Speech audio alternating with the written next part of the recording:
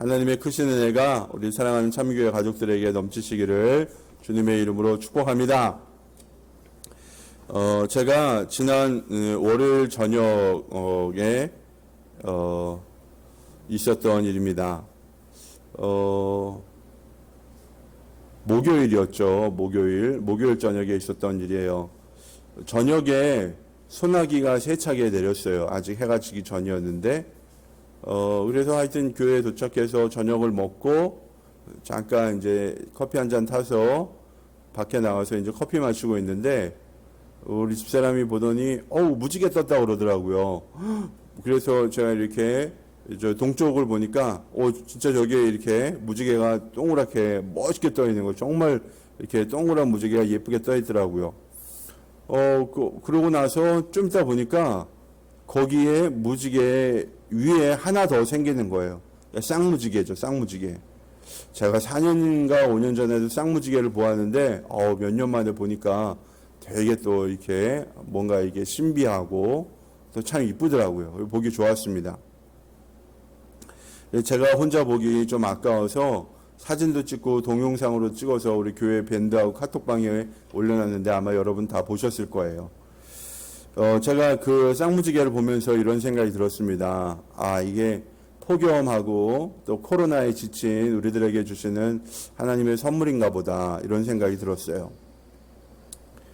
우리가 이렇게 성경을 읽다 보면요, 장엄하다 또는 황홀하다 라는 이런 한마디 말로는 설명이 되지 않을 법한 아주 엄청난 그런 사건들이 등장을 합니다. 여러분 한번 상상을 한번 해보세요. 하나님이 천지를 창조하실 때 가장 먼저 창조하신 게 뭐죠? 뭘 가장 먼저 창조하셨어요? 하나님이 뭐가 있어라 그랬잖아요. 그렇죠? 하나님이 빛이 있어라 그러니까 빛이 딱 생겼어요. 그러면은 여러분, 하나님이 이 빛을 처음 창조하셨을 때 그 빛이 얼마나 밝았을까요? 네? 그 빛이 얼마나 밝았을까? 한번 생각을 해보셨나요? 하나님이 태초에 천지를 창조하실 때 가장 먼저 지으신 빛이 얼마나 밝았을까? 네. 그보다 밝은 게 없었을 것 같아요. 그리고 또 여러분 한번 상상을 해보세요. 모세가 이스라엘 백성을 데리고 어디를 지날 때, 홍해를 지나갈 때 밤새도록 동풍이 불어서 홍해 바닷물이 어떻게 해요? 벽처럼 쌓였다고 그랬거든요. 물이 벽처럼 쌓였다고 그랬어요. 야. 그리고 이스라엘 백성은 마른 땅으로 이 바다를 지나는데 물이 벽처럼 쌓인다는 게 뭘까? 한번 생각을 해보셨나요? 네. 물론 영화나 만화 영화를 통해서 그 장면이 많이 묘사가 되긴 했지만 아마 우리가 말로 다 표현할 수 없을 정도로 아주 장엄하고 또 황홀하고 뭔가 신비로운 그런 모습이었을 것 같아요. 네. 직접 본 사람도 우리 가운데는 없지만 직접 보았다고 해도요, 말로는 설명하기 좀 힘들었을 것 같습니다. 오늘 본문에 나오는 이 변화산 사건도요, 바로 우리 인간의 상상을 뛰어넘는 아주 특별한 사건이라고 할 수 있습니다. 본문 말씀 보면 예수님께서 베드로와 야고보, 요한 제자 셋을 데리고 산에 오르셨어요. 그런데 이 셋이 감히 생각지도 못했던 모습을 봅니다. 바로 예수님의 얼굴과 몸에서 감히 바라보지도 못할 빛이 나고, 그리고 모세와 엘리야 두 선지자가 나타나서 예수님과 이야기를 나누는 이런 모습을 본 거예요. 예. 이들은 예수님이 가자고 해서 따라 나섰는데 진짜 상상하지도 못한 그런 모습을 본 것입니다. 예. 그런데 예수님은요, 이런 놀라운 모습을 보여주신 후에 이 산에 오래도록 머무르신 게 아니라 그냥 얼마 지나지 않아서 어떻게 그 다음날 새벽에 다시 이 산에서 뭐 했어요? 내려가셨어요. 예. 저는 이 사건을 통해서 예수님께서 우리에게 굉장히 귀한 영적인 교훈을 주시고 있다는 것을 발견하게 됩니다. 그게 뭐냐? 우리가 신앙생활을 잘 하려면요, 두 가지가 조화를 이루어야 된다는 거예요. 그게 뭐냐? 이런 신비, 영적인 신비와 또한 우리 현실의 일상이 서로 뭐예요? 균형과 조화를 이루어야 한다는 것을 발견을 하게 됩니다. 영적인 삶과 그리고 현실의 삶이 균형과 조화를 이루어야지 우리는 건강한 신앙생활을 할 수 있는 것입니다. 오늘 말씀을 통해서 건강한 신앙생활의 비결을 배우고 또한 이것을 실천하는 저와 여러분이 될 수 있기를 주님의 이름으로 축복합니다. 첫 번째 우리에게 주신 교훈은 뭐냐면 신비와 현실의 균형을 잡아야 합니다. 우리 본문 2절 말씀 볼까요? 시작. 그런데 그들이 보는 앞에서 그의 모습이 변하였다. 그의 얼굴은 해와 같이 빛나고 옷은 빛과 같이 희게 되었다. 아멘. 예수님의 변모 사건, 이른바 변화산 사건이라고 불리는 이 사건은 마가복음하고 누가복음에도 등장을 합니다. 이 변화산이 어디냐? 갈릴리 호수 인근에 있는 어떤 산인 것 같아요. 어떤 사람은 다볼산이라고도 얘기를 하고 어떤 사람은 헬몬산이라고도 이야기를 합니다. 저는 다볼산은 올라가 봤는데요. 다볼산에 올라가면요, 그 갈릴리 호수 전체가 다 보여요. 이렇게 갈릴리 호수를 전체를 조망할 수 있는 산이에요. 아주 험하거나 이러진 않습니다. 근데 이제 헬몬산은 조금 높아요. 2000m가 넘으니까 좀 높은 산인데 여기는 조금 많이 험하고요. 눈도 좀 내리고 막 그런 산입니다. 근데 산이 좀 높다 보니까 인근에 마을이 좀 없어요. 하여튼 그래서 이 지금 바로 본문 뒤에 나오는 사건하고 좀 연계가 되지 않는 게 있습니다. 그래서 지금 본문에 나오는 이 변화산이 정확하게 어디다라고 꼭 집어서 이야기하기는 좀 힘듭니다. 하여튼 예수님은 이 세 제자를 데리고 산을 오르셨어요. 예수님이 자주 기도하러 산에 오르셨으니까 아마 제자들이 이렇게 생각을 했을 수도 있어요. 아, 예수님이 기도하러 산에 가시는데 우리도 데려가시나 보다. 아마 이렇게 생각을 할 수 있었던 것 같아요. 하여튼 뭐 예수님이 가자고 하니까 이들이 따라 나서서 같이 산에 올랐는데 거기서 생각지도 못한 모습을 본 것입니다. 바로 예수님의 얼굴 그리고 몸에서 해보다 더 밝은 빛이 나면서 어떻게 됐어요? 그 옷이 마치 아주 휘어져서 어떤 빨래꾼도 그렇게 시계 빨 수 없을 정도로 휘어졌다 그랬어요. 아마 예수님의 얼굴과 몸에 빛이 나니까 그 입으신 옷이 그 빛을 가리지 못하고 같이 희게 빛난 것 같아요. 이게 빛이 뚫고 나오는 거죠. 일찍이 모세가 십계명을 받으러 산에 올라갔다가 내려갈 때 얼굴에서 빛이 나서 수건으로 그 얼굴을 가렸다고 했거든요. 근데 지금 이 변화산에서 예수님은 그보다 조금 더 밝게, 훨씬 밝게 빛나시는 것 같아요. 게다가 모세와 엘리야까지 그 장소에 나타났습니다. 그리고 예수님과 이야기를 나눈 거예요. 그 모습을 본 베드로가 얼마나 놀라고 또 좋았던지 이런 말을 합니다. 베드로가 예수님께 뭐라고 그래요? 여기에 있는 것이 좋사오니 원하시면 여기에다가 초막을 셋지어서 하나는 선생님을, 하나는 모세를, 하나는 엘리야를 모시겠습니다. 이런 얘기까지 합니다. 여기에 있는 것이 좋다. 예수님의 얼굴이 마치 하나님의 영광을 드러내듯이 밝게 빛나고 거기에다가 구약을 대표하는 모세와 엘리야까지 구약의 가장 중요한 인물이 등장해서 예수님과 함께 있으니까 그 영광과 기쁨을 오래도록 누리고 싶은 나머지 여기다가 초막을 3개 짓겠다라고 이야기한 것입니다. 여러분 이게 모세하고 엘리야라고 하니까 여러분 잘 머리에 안 들어오죠. 이렇게 얘기하면 조금 여러분 이해하기 쉬울 거예요. 요즘 제일 인기 있는 스타 가운데 임영웅하고 송가인이 나타났다 생각하시면 돼요. 아니면 역사 속의 인물 하면 세종대왕하고 이순신 장군이 나타났다 생각하시면 돼요. 여러분이 존경하고 사랑하는 선생님과 세종대왕 이순신이 같이 있는 거야. 하여튼 그 정도로 비중이 있고 역사적인 사람이 우리 선생님과 같이 있는 그런 상황인 것입니다. 예. 그러니까 여기가 좋다. 지금 이 장소 이렇게 있는 것이 너무 좋다라고 이야기를 한 거죠. 여러분 같으면 여러분이 베드로라면 뭐라고 이야기하겠습니까? 여러분도 그 기쁨, 그 황홀함, 그런 장엄함 이거 계속해서 좀 누리고 싶지 않겠습니까? 예. 그래서 이 초막셋을 짓는다. 아니 저는 아예 집을 짓자 뭐 이런 얘기했을 수도 있을 것 같아요. 그런데 여러분 베드로의 이 말은요 대단한 착각입니다. 그 일이 있자마자 하늘에서 뭐예요? 이는 내 사랑하는 아들이다. 너희는 그의 말을 들어라 라는 음성이 들려왔습니다. 하나님이 말씀하신 거죠. 이는 내 사랑하는 아들이다. 예. 아주 해처럼 밝게 빛나는 예수님이 바로 누구라는 거예요? 하나님의 아들이시고.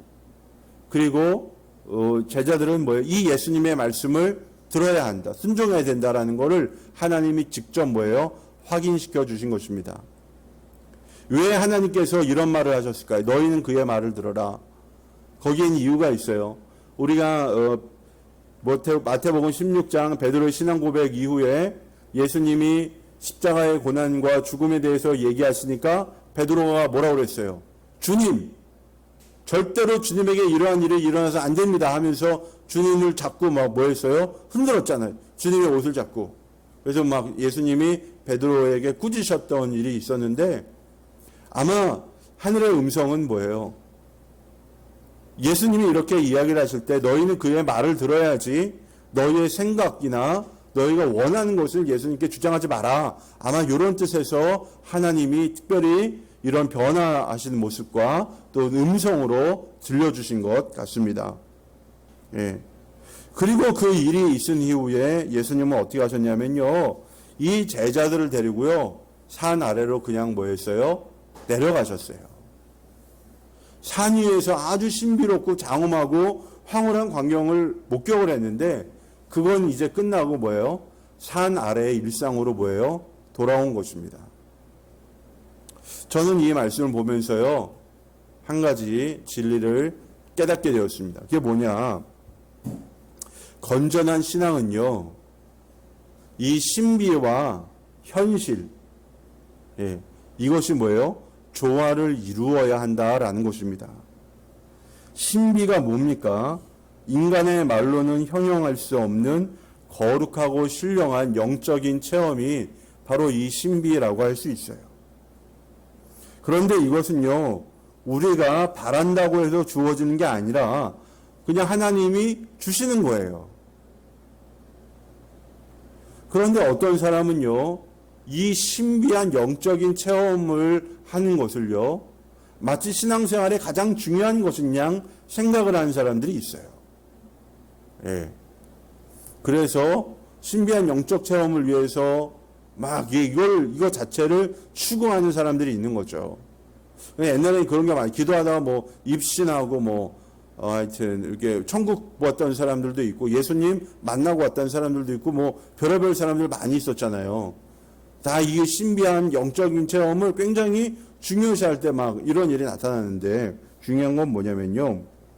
이 신비한 영적인 체험은요. 우리 신앙생활의 목적이 되어서는 안 된다라는 거예요. 이거는 우리가 예수님과 교제를 하는 가운데 자연적으로 얻을 수 있는 것이지 이것을 목적 삼아서 신앙생활을 하면요. 대단히 잘못된 길로 가게 됩니다. 그래서 얼마나 그런 사람들이 많아요. 좋은 믿음인 줄 알았더니 뭐예요? 잘못된 가르침에 속아가지고 거기에 빠져든 사람들이 참 많았습니다. 신령한 영적인 체험은 주님과 교제하면 자연스럽게 따라오는 것이지 그 자체가 목적이 되면 엉망이 되는 것입니다. 우리가 이거를 잘 알아야 돼요. 그렇다고 해서 우리가요. 이러한 신령한 일들을요. 무조건 무시해서도 안 돼요. 왜 그러냐면요. 우리 신앙생활이라는 것은 인간의 지식과 능력의 한계를 뛰어넘는 하나님의 뭐예요? 신령한 지혜와 하나님의 능력을 경험하는 게 바로 신앙생활이기 때문에요. 우리가 이러한 신비한 체험 자체를 무시해서도 안 돼요. 예. 신앙생활의 활력과 기쁨을 위해서라도요, 이러한 신비한 체험하고 하나님의 기적은 우리가 경험할 필요가 있어요. 또 이것이 자체가, 이것을 누리는 것 자체가요, 신앙생활이기도 합니다. 신유의 은사 나타나고, 예? 귀신이 쫓겨나가고, 막 이런 것들 다 뭐예요? 하나님이 뭐예요? 당신의 성령을 보내셔서 주님의 종들을 통해서 이루어 가시는 거잖아요. 그러니까 이것도 굉장히 뭐예요? 자연스러운 거예요. 그래서 건전한 신앙생활을 위해서는요, 신비와 현실이 균형과 조화를 이루는 그러한 신앙생활을 해야 합니다. 그러면 우리가 어떻게 균형 잡힌 신앙생활을 할 수 있느냐? 두 가지를 실천을 하면 돼요. 두 가지. 첫 번째로 뭘 하면 되냐면요, 내 삶의 일정한 시간을요, 주님을 위해 드리는 거예요. 예. 하루 중에 일정한 시간은 오직 하나님께 드리는 거예요. 내가 말씀을 보고 또 기도하는 시간, 이거는 뭐예요? 내가 말씀 성경 한 장을 본다든지 또 뭐 기도 10분, 20분을 한다든지 이렇게 내 삶에서 일정한 시간 딱 떼어서 이 시간만큼은 주님께 드리는 거예요. 예. 이때만큼은 다른 것을 하지 않고 오직 주님께 집중하는 것입니다. 모든 영적인 거장들은요, 이 시간을 가졌어요. 주님과 집중적으로 교제하는 시간을 가졌습니다. 예. 이게 아주 중요합니다. 그리고 나서요, 두 번째는요, 모든 일을 할 때요, 주님을 생각을 하면서 하는 거예요. 밥을 먹을 때, 길을 갈 때, 공부를 할 때, 잠에 들 때, 주님과 대화를 하고 주님과 교제하는 것입니다. 그러니까 이게 주님과 동행하는 삶을 사는 거예요. 말 그대로. 예. 주님과 동행하는 삶을 살게 되면요, 어떤 일이 벌어지냐면요, 신비가 현실이 되고요, 현실이 신비가 되는 그런 놀라운 영적인 체험을 하게 됩니다. 제가 모태신앙인으로 자랐어요. 우리 여기도 모태신앙 많으시죠? 이 모태신앙인으로 자라면요, 어떤 특별한 영적인 체험을 하는 게 쉽지가 않아요. 저 역시도 그랬어요. 뭐 제 주위에 보면은 어떤 사람은 뭐 기도하다가 뒤로 벌렁벌렁 콩 날아가기도 하고, 뭐 입신도 하고 천국 보고 왔다, 뭐 막 그래 기도하다가 방언이 툭툭 터지고 막 이런 사람 많았는데, 저한테는 그런 경험들이 잘 주어지지 않는 거예요. 물론 제가 이제 방언도 받고 나중에 이제 회심했을 때 정말 이게 주님과 교제하는 그런 기쁨도 누리고 막 이게 저도 이제 많은 체험을 하긴 했는데, 제가 어느 날 하나님한테 기도했어요. 하나님, 왜 저에게는 특별한 영적인 체험을 주지 않습니까? 저도 다른 사람들처럼 천국 한번 보고 싶어요. 예수님 한번 만나고 싶어요. 예? 저도 한번 입신하면 안 되나요? 막 이런 기도를 드렸던 것 같아요.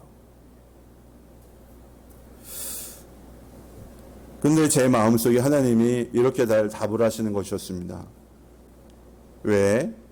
너는 누구보다 많이 경험했잖아. 그러는 거예요. 제가 누구보다 더 많이 이 신비한 영적인 체험을 가졌다고 하나님이 말씀을 해주셨어요. 그런 이렇게 음성이 제 마음에 들려왔어요. 제가 곰곰이 생각을 해봤어요. 그랬더니 정말 제가 이러한 신비한 영적인 체험들을 참 많이 했더라고요. 제가 조금 전에 이야기한 것 말고도요, 하나님이 저를 여러 번 죽음의 구렁텅이에서 구원해 주셨어요. 살려주셨어요. 그리고 정말 제가 외롭고 힘들고 어려울 때 저에게 다가와서 위로해주는 그런 주님의 사람들을 통해서 하나님의 사랑, 하나님의 은혜를 깊이 느낄 수가 있었어요. 제가 예전에 다리 수술하고 이게 다리 뼈를 갈아놓고 거기다 심을 박아놓기 때문에 한 3일 정도 굉장히 아프거든요. 그때 제가 완전히 열에 취해가지고 비몽사몽 가운데 있는데 굉장히 시원한 손길이 와가지고 저를 이렇게 머리부터 발끝까지 다 어루만지시는 걸 느꼈어요. 그게 이제 몇 년 전에 2005년이었으니까 16년, 17 정도 됐는데, 딱 그렇게 하고 나서 이 신기하게도 정말 이 발목에 있었던 엄청난 고통이 이게 싹 사라진 걸 느꼈거든요. 제가 눈을 딱 떠보니까 그때 담임 목사님이 와서 제 머리에 딱 손을 얹고 기도를 해주시고 있었어요. 굉장히 그 고통에서 제가 이게 좀 헤어나올 수 있었던 것 같아요. 너무 아팠거든요, 그때. 이런 게 다 하나님이 나를 품어주시고 나를 붙잡아 주시는 그런 사랑이었다, 그런 은혜였다. 이걸 제가 그때 고백을 하게 되었습니다. 여러분, 주님이 도와주셨기에 넘어갈 수 있었던 고비들, 이런 거 쭉 생각을 하면서 나야말로 기적의 사람이다, 하나님의 은혜를 깊이 체험한 사람이다라는 걸 느낄 수 있었습니다. 그래서 저는 이제는 이 신비와 현실이 서로 별개의 것이 아니다라는 걸 압니다. 우리가 주님과 동행하는 한 신비가 일상이 되고요, 일상이 신비가 되는 그런 놀라운 은혜를 우리가 누릴 수 있는 거예요. 그래서 여러분, 우리가 진짜 균형 잡히고 건강한 신앙생활을 하려면요, 날마다 주님과 동행하려고 노력을 하셔야 돼요. 말씀과 기도를 여러분의 삶의 루틴으로 잡으셔요. 내가 아침에 아니면 저녁에 말씀 보고 기도하는 것을 내 삶의 루틴으로 하겠다. 그리고 내 매일매일 순간순간마다 주님과 대화하고 주님과 교제하는 것을 나의 습관으로 하겠다.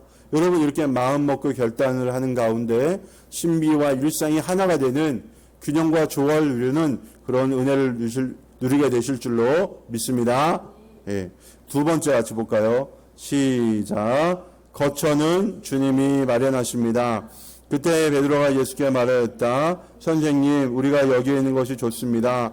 원하시면 제가 여기에다가 초막을 셋지어서 하나에는 선생님을, 하나에는 모세를, 하나에는 엘리야를 모시도록 하겠습니다. 아멘. 조금 전에도 말씀드렸지만요, 베드로는 이곳에 머무는 것이 좋았어요. 오죽하면 예수님과 모세와 엘리야를 위해서 각각 하나의 초막을 짓겠다라고 이야기를 했겠습니까? 여기서 얘기하는 초막은요, 이스라엘 사람들이 초막절에 만드는 그 초막을 얘기하는 거예요. 이스라엘 사람들은 초막절이 되면 종려나무 가지, 그러니까 대추야자 열매, 대추야자거든요. 대추야자 그 나무의 가지로 과자 잎으로 초막을 만들어요. 여기 또 올리브도 씁니다. 올리브나 대추야자 열매, 종려나무 이런 거로 이렇게 하여튼 초막을 만드는데요. 한 일주일 정도 거기에 사는 것 같아요. 이러한 초막을 이 산 위에다가 짓겠다라는 것입니다. 베드로가 얼마나 좋으면, 제가 보기엔 좀 횡설수설하면서 이 얘기를 했던 것 같아요. 굉장히 좋고 황홀하고 기쁘니까 막 이런 얘기를 했던 거죠. 사랑하는 예수님, 그리고 모세와 엘리야가 함께하는 이 놀라운 시간을요, 오래도록 누리고 싶다라는 것입니다. 그러나 예수님은 베드로의 말에 가타부타 대답을 하지 않으셨어요. 오히려 하늘에서 음성이 들린 다음에 너희는 그의 말을 들어라, 이게 하고 나서 베드로가 막 그 음성에 두려워 떠니까 예수님이 일어나라, 이제 내려가자, 두려워하지 마라. 그러고 나서 산 아래로 내려가거든요. 그러니까 초막을 3개 짓겠다는 이런 베드로의 꿈은 그냥 흘러가는 말이 되고 말았어요. 여기서 이야기하는 베드로의 초막은요, 임시 거처입니다. 사람이 오래도록 살 수 있는 거처가 아니에요. 여기서의 베드로의 초막이 무엇을 이야기하고 있느냐 하면 바로 우리 인생을 상징하고 있는 것입니다. 우리는 이 땅에 살면서 여러 거처를 떠돌며 삽니다. 때로는 크고 좋은 집에 살기도 하고요. 때로는 작고 허름한 집에 살기도 합니다. 어떤 집은 편리하고요. 어떤 집은 불편해요. 이런저런 거처가 있는데요. 한 가지 분명한 건 뭐냐? 이 땅에서의 거처는요, 모두 다 뭐다? 임시에 불과하다라는 것입니다. 우리의 진짜 집은 이 땅에 있지 않아요. 영원한 하나님 나라에 우리의 진정한 거처가 있는 곳입니다. 예수님께서 요한복음 14장에서 이렇게 얘기를 해주셨어요.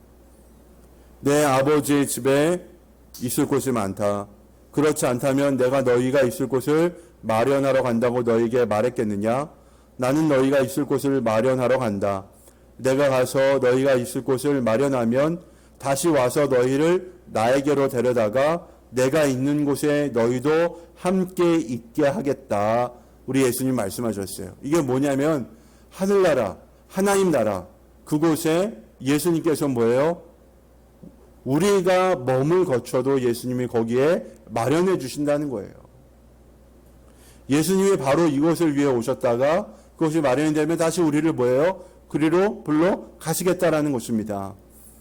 예수님을 믿는 모든 사람들에게는요, 하늘나라 아버지 집에, 하나님 나라에 우리의 거처가 준비가 되어 있고, 이 거처는 잠시 머물 곳이 아니라 영원히 머물 곳이라는 것입니다. 여러분, 우리가 이 땅에 사는 거처는요, 다 임시에 불과해요. 초막절을 지내고 나면 사라질 초막과 같은 곳입니다. 그러나 하늘나라 아버지 집에 마련된 거처는 다릅니다. 그것은 영원한 곳이고, 그것은 우리를 위해 마련된 곳이고, 우리 사랑하는 예수님과 함께 영원토록 살 곳입니다. 예. 요즘 저녁 특별 기도회 여러 성도님들과 함께 기도를 하면서 제가 너무 행복해요. 교회와 성도들 위해 기도하고, 특별히 우리 교회가 우리 성도들과 함께 예배드리고 또 교제할 수 있는 좋은 처소, 거처를 달라고 제가 기도를 하면서요, 하나님께 간절히 기도하는데요, 하나님이 저에게 그런 마음을 주셨습니다. 내가 이미 너에게 줬다라는 거예요. 이게 뭐냐? 교회는 여러분, 우리가 알다시피 장소가 아니라 모임이에요. 우리가 모인 것이 바로 뭐예요? 교회입니다. 우리가 예배당에 모이면요, 예배당이 교회고요. 가정에서 모이면 가정이 곧 교회고요. 온라인에서 모이면 곧 온라인이 교회입니다. 물론 특정한 장소에 정말 이게 시설을 갖춰놓고 우리가 모이면요, 훨씬 더 좋겠지요. 그러나 아무리 좋은 시설이라고 하더라도요, 거기에 모일 사람이 없으면요, 아무 소용이 없어요. 사람이 많이 모여 있어도요, 주 안에서 하나가 되지 못하면요, 그거 아무 소용이 없는 거예요. 그러나 번듯한 장소나 시설이 없더라도 우리의 모임 가운데 주님이 임재하시고 정말 우리가 주님의 성령 가운데서 하나가 되면요, 더 이상 장소는 중요하지 않다. 예. 라는 것을 우리 주님께서 저에게 깨닫게 하셨습니다.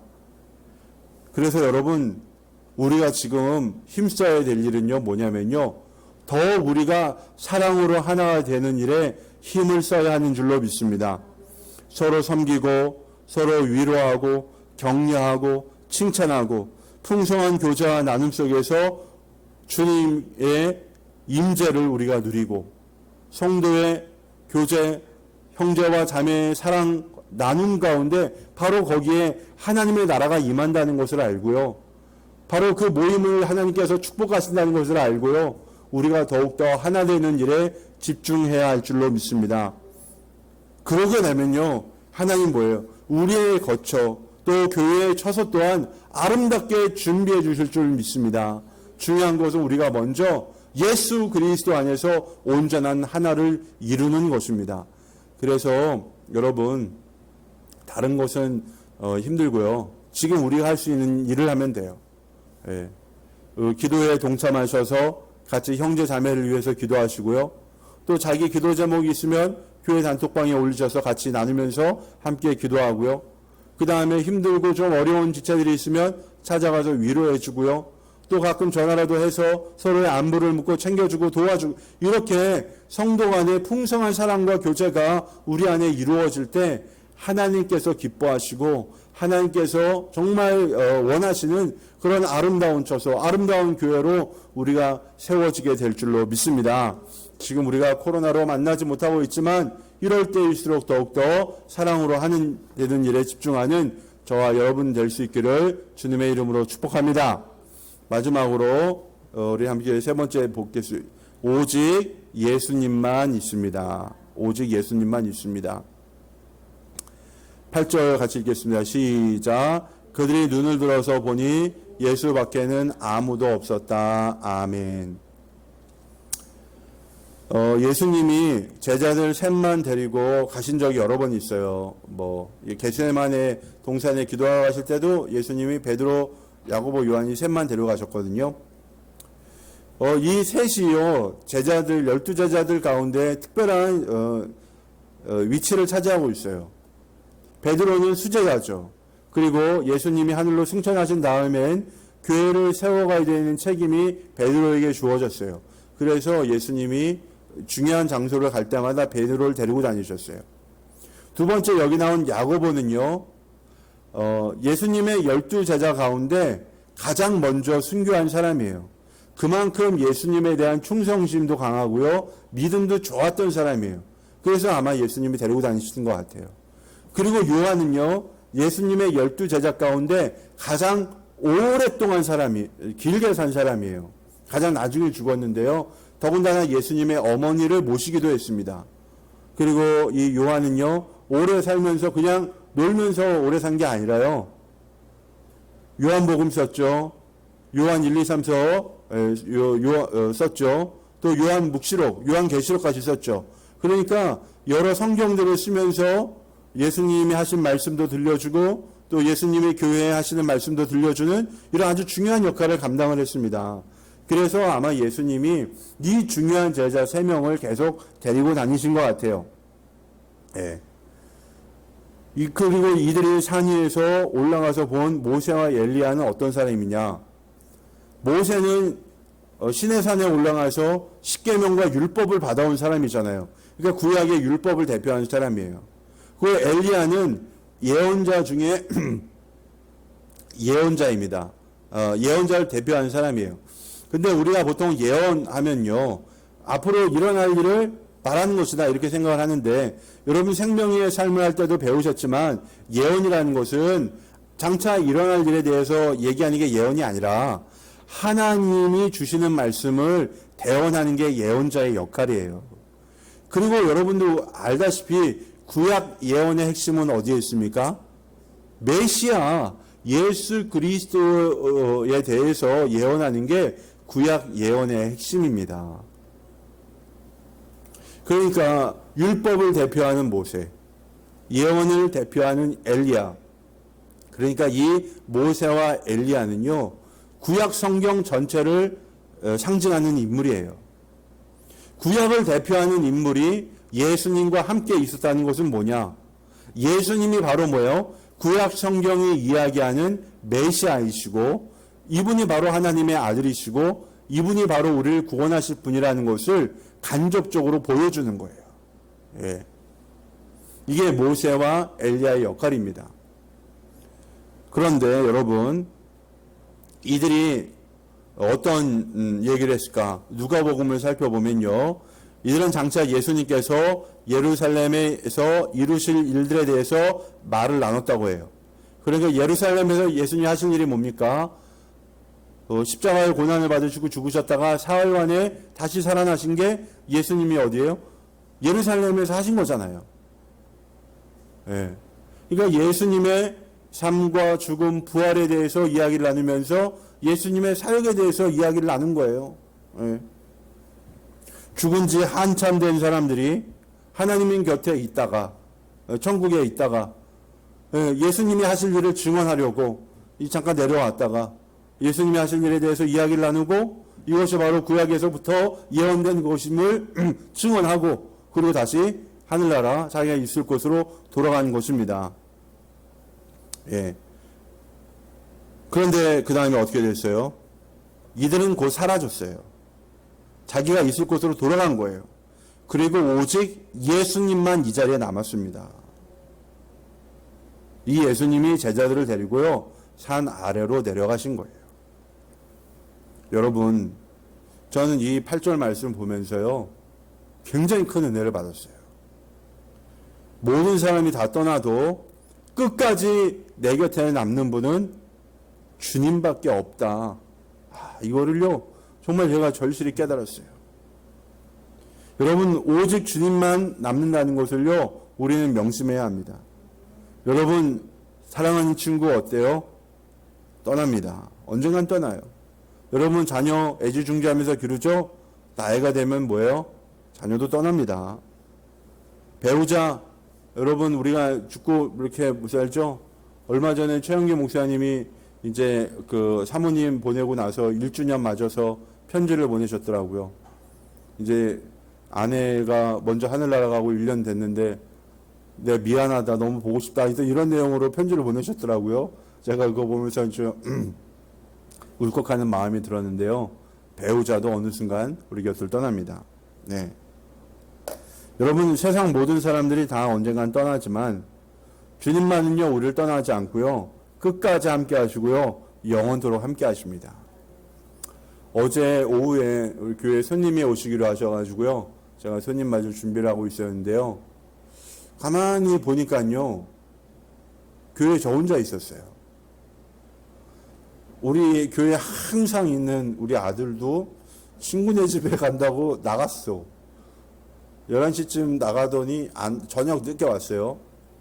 그리고 우리 둘 딸도 알바를 한다고 나갔어. 없어.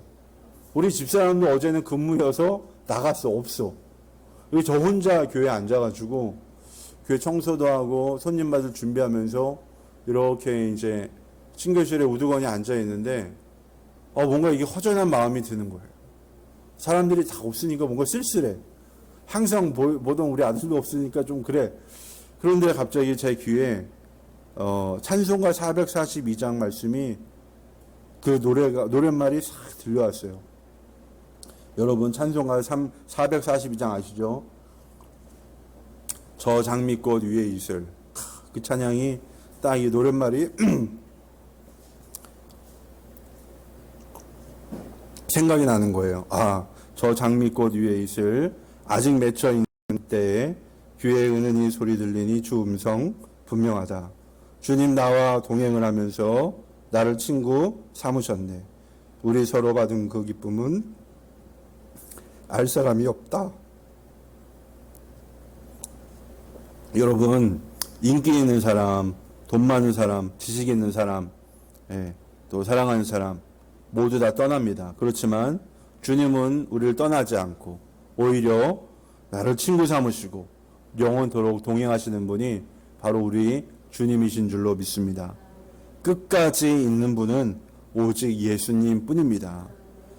그래서 나의 삶의 마지막 순간까지, 아니 그것을 넘어서 영원토록 동행하시는 주님을 만나고 그분과 풍성한 교제를 누리면서 살아야지 우리가 진짜 행복한 삶을 살 수 있어요. 네. 그래서 여러분 늘 주님이 나와 함께 하시고 영원 끝까지 나와 동행하실 분이라는 것을 우리가 알면요, 이제는 누구를 위해 살아야 되겠습니까? 우리 주님을 위해 살아야 되잖아요. 그리고 나에게 허락하신 사랑하는 가족들, 이 가족들과 우리가 언제 어떻게 이별을 할 줄 몰라요. 그러니까 뭘 해야 돼요? 내가 이들을 섬길 수 있을 때 어떻게 해야 돼요? 섬겨주는 거죠. 최선을 다해서 사랑을 해주는 거죠. 이별이라는 게 언제 어느 순간 어떻게 다가올지 모르잖아요. 그렇기 때문에 우리가 사랑할 수 있을 만큼 사랑해주고 섬겨줄 수 있을 만큼 섬겨주는 거예요. 그게 진짜 가족이고요. 그게 진짜 목장이고요. 그게 진짜 교회입니다.